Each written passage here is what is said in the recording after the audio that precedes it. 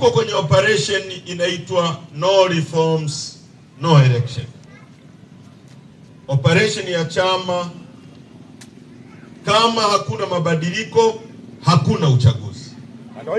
Na chama chetu tumefikia hapo baada ya kujiridhisha kwa muda mrefu kwamba nchi hii hakuna uchaguzi. Nasema uongo, nasema ukweli? Ni ukweli. Nyie wananchi ni mashahidi kwamba hakuwezekani tena uchaguzi wa wananchi kuamua nani awe kiongozi wao katika nchi hii. Nasema uongo, ukweli? Ni kweli. Na kwa mujibu wa katiba yetu hii ya mwaka 77 ibara ya 8, na mimi nitawasomea na naomba msikilize kwa makini.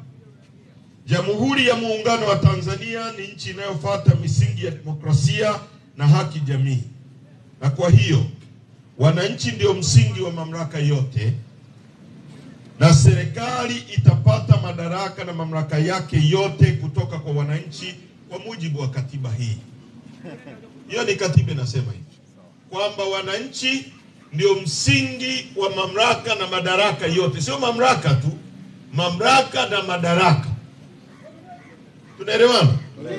Na kwa mujibu wa katiba hii serikali itapata mamlaka na madaraka yake yote kutoka kwa wananchi. Sehemu B,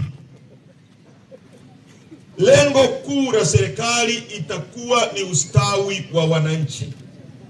Yaani hiyo serikali iliyopata mamlaka na madaraka yake yote kutoka kwako, lengo lake kuwepo kuu.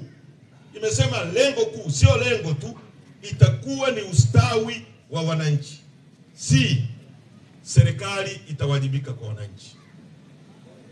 Sasa katiba inasema wewe ndio msingi wa mamlaka na madaraka yote. Maana yake ni Maana yake ni kwamba badala ya wewe mwananchi wa Mbingu au Igima, sisi wote na wananchi wa Tarime kule nakotoka, wananchi wa Mwanza, wananchi wa Tabora, wananchi wa Dar es Salaam, twende bungeni tukajiwakilishe, tukajisemee matatizo ya barabara, tukaseme matatizo ya umeme, tukaseme matatizo sili. Hakuna ukumbi wa kutosha kutubeba wote. Anateuliwa mtu mmoja kwa niaba yetu aende bungeni. Badala ya sisi wote kwenda halmashauri wananchi wa kata nzima tukaseme matatizo kuhusu bei ya ushuru, mazao, bei ya ufuta, hakuna ukumbi wa kutosha kutubeba wote, tunateua mtu mmoja awe diwani. Badala ya sisi wote kuwa marais, tunateua mtu mmoja kwa niaba yetu awe rais, asimamie tunayomwelekeza. Na katiba inasema lengo kuu la hiyo serikali sasa itakuwa ni ustawi wako. Nikisema ustawi wa mwananchi, unaelewa maana yake? Mimi ni mwalimu, nataka tuende vizuri, tuelewane. Nikisema ustawi, mnaelewa maana yake?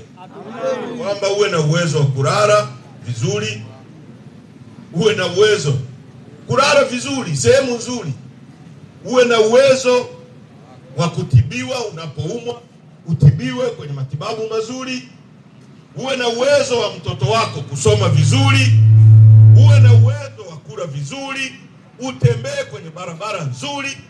Ndio maana katiba inasema lengo kuu la serikali itakuwa ni ustawi wako.